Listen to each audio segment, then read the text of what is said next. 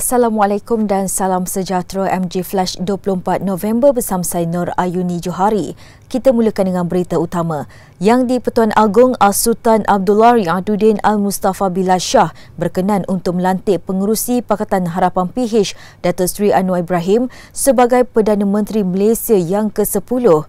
Keputusan itu dibuat selepas perbincangan khas Raja-Raja Melayu sebentar tadi. Perkara berkenaan disahkan melalui kenyataan Datuk Pengelola Bijaya Diraja Istana Negara Datuk Seri Ahmad Fadil Samsudin. Majlis akad sumpah akan berlangsung jam 5 petang ini di Istana Negara. Keputusan itu sekaligus menyelesaikan kemulut Parlimen tergantung selepas Pilihan Raya Umum ke-15 PRU15 Sabtu lalu. Kenyataan Majlis Kerja Tertinggi MKT UMNO semalam memberi petunjuk yang ia menolak Perikatan Nasional PN. Pengerusi Majlis Pimpinan PKR Kedah Dato' Johari Abdul, kenyataan itu membuktikan parti itu dan Barisan Nasional BN boleh bekerjasama dengan mana-mana gabungan lain. I guess the message is very clear, right? They can work with anybody else except Perikatan. Dan hari ini katanya DAP pergi berjumpa dengan pimpinan Abang Jo PS. Ada perkembangan tak, Datuk? InsyaAllah tak ada. Saya tak ada berita. Hope for the best. Datang hari ini untuk jumpa Datuk Seri. Bukan kawan. Untuk apa cara seterusnya ke apa? Next of action lah. Dan sebab saya di negeri, kan? Sebagai adun ni, I got to prepare what's going on. Terus negeri pun, I think dalam bulan Mei, Jun, mungkin Mei, Jun lah. Semalam, MKT UMNO 11 suara berkata pihaknya menyokong dan mengambil bahagian dalam kerajaan perpaduan yang bukan dipimpin oleh PN. Perkara itu dimaklumkan Setiausaha Agung UMNO Datuk Seri Ahmad Maslan selepas selesai mesyuarat Majlis Tertinggi khas parti itu yang berlangsung selama 5 jam dan berakhir jam 1 pagi tadi. DAP mengadakan kunjungan hormat ke atas pimpinan tertinggi Gabungan Parti Sarawak GPS di Kuching pagi tadi. Perkara itu dimaklumkan Setiausaha Agungnya Anthony Loke Siu Fook selepas bertemu Premier Sarawak Tan Sri Abang Johari Tun Oping bersama Timbalan Premier Sarawak Datuk Seri Sim Kiew Hian. Melalui hantaran yang dimuat di Facebook, Anthony Loke menjelaskan ia dibuat bagi membuat permohonan maaf secara terbuka terhadap sebarang kenyataan sebelum ini yang telah menyinggung perasaan kerajaan dan rakyat Sarawak.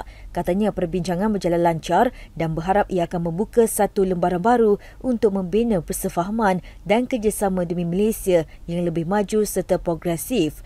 Pertemuan berkenaan diadakan ketika spekulasi mengenai pembentukan kerajaan perpaduan dilihat semakin hampir menjadi kenyataan. Sebelum ini, Yang di-Pertuan Agong As-Sultan Abdullah Riaduddin Al-Mustafa Billah Shah meminta gabungan utama parti politik negara membentuk kerajaan perpaduan sesuai kemulut pembentukan kerajaan yang berlanjutan pasca PRU15. Sementara itu, pengerusi DAP Lim Guang Eng turut menyatakan permohonan maaf di atas teguran yang mungkin menyinggung perasaan Premier Sarawak Tan Sri Abang Johari Tun Oping dan Kerajaan Negeri Pimpinan Gabungan Parti Sarawak GPS. Menyentuh mengenainya, beliau yang juga ahli Parlimen Bagan berkata masa depan negara perlu menjadi keutamaan. Menerusi catatan di Facebooknya, Guang Eng turut mengajak untuk bekerjasama mengorak permulaan baharu dan berganding bahu bagi memelihara kepelbagaian dan perpaduan masyarakat yang berbilang kaum dan budaya. Selain itu, melindungi Perlembagaan Persekutuan untuk manfaat semua di Semenanjung Sabah dan Sarawak. Permohonan maaf kedua-dua pemimpin DAP itu dizahirkan selepas Anthony Loke melakukan kunjungan hormat ke kediaman Tan Sri Abang Johari di Putrajaya.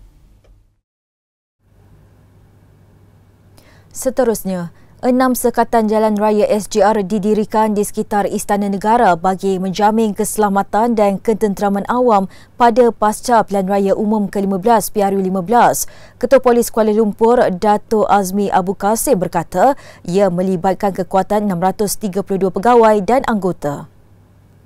Katanya jumlah itu menjadikan secara keseluruhan Polis Kuala Lumpur telah melaksanakan 23 SGR di seluruh ibu negara dengan kekuatan 104 pegawai serta 1,336 anggota. tegas Datuk Azmi, orang ramai diingatkan untuk mematuhi arahan petugas dan sekiranya dikesan melakukan kesalahan, tindakan tegas akan diambil mengikut lunas undang-undang. Semalam, Polis Diraja Malaysia PDRM telah melancarkan sekatan jalan raya SGR di lokasi strategik di setiap daerah di seluruh negara secara penugasan 24 jam bermula Selasa. Ketua Polis Negara Tan Sri Akrisani Abdullah Sani berkata langkah mendirikan SGR itu adalah sebahagian daripada usaha PDRM mencegah jenayah melalui peningkatan tahap Omni Prison bagi menjamin keselamatan dan ketenteraman awam. Pilihan Raya Umum ke-15 PRU15 Dewan Undangan Negeri Don Tioman menyaksikan pertandingan 5 penjuru. Calon wanita tunggal Nur Idayu Hashim yang mewakili PN dicabar oleh calon BN Datuk Seri Muhammad Johari Husin yang juga penyandang kerusi itu. Selain Osman A. Bakar Pejuang, Muhammad Fazli Muhammad Ramli PH dan Sulaiman Bakar bebas. Pegawai Pengurus Pilihan Raya Datuk Ahmad Nasir Muhammad Siddiq mengumumkan senarai calon yang bertanding pada 10.50 pagi selepas proses penamaan calon di Dewan Jubli Perak Sultan Haji Ahmad Shah ditutup pada pukul 10 pagi. Saya Datuk Ahmad Nasim bin Datuk Haji Muhammad Siddiq selaku Pegawai Pengurus Bahagian Pilihan Raya Dewan Negeri N42 Tioman dengan ini mengisytiharkan waktu penerimaan kertas penamaan calon tamat pada jam 10 pagi. Sekian, terima kasih. Pada hari ini hanya Nur Idayu hadir bagi mengemukakan kertas pencalonan manakala calon lain hadir untuk proses undian bagi menentukan susunan nama pada kertas undi.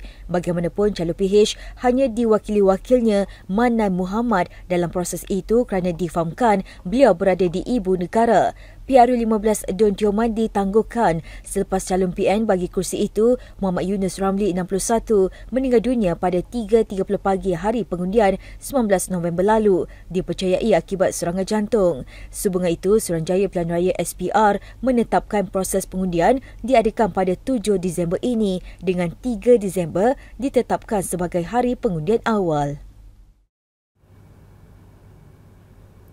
Sekian dahulu MJ Flash buat masa ini. Terus bersama kami untuk perkembangan terkini dari semasa ke semasa.